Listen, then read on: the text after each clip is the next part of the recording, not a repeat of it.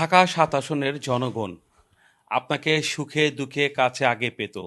এখন কি সামনে সুখে দুঃখে কাছে পাবে?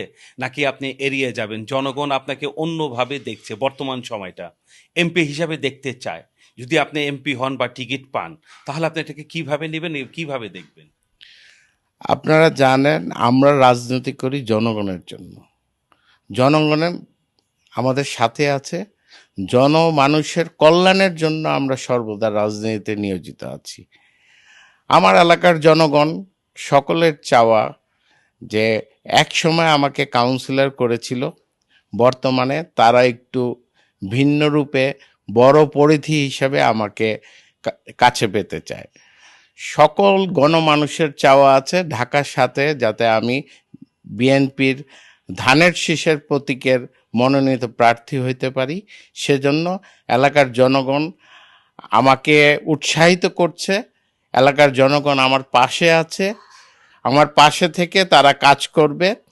আর আপনাদের মাধ্যমে আমি আমার এলাকার জনগণের কাছে নিবেদন করছি, সকলেই যাতে আল্লাহর মহান আল্লাহ রব্বুল আলমিনের কাছে দোয়া করে যাতে আমি ঢাকার সাথে ধানের শীষের প্রার্থী হতে পারি।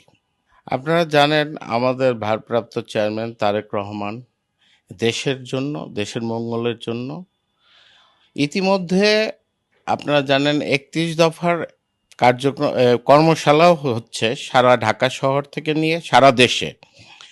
সেই কর্মশালার আলোকে জাতিকে একটি সুনির্দিষ্ট নীতিমালার মাধ্যমে তিনি দলের কর্মশালার মাধ্যমে তিনি জাতিকে দিক নির্দেশনা দিচ্ছেন।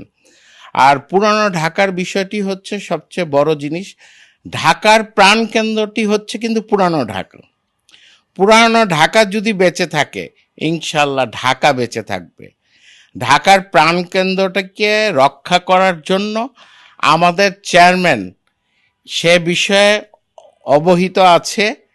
তিনি পুরানো ঢাকাটিকে যাতে মডেল হিসাবে তুলে ধরতে পারেন বাংলাদেশের কাছে।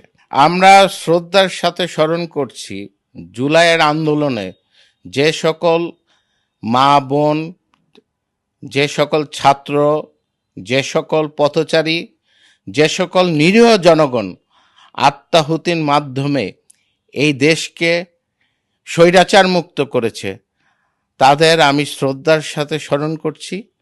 তাদের বিদেয়ী আত্মার মাগফিরাত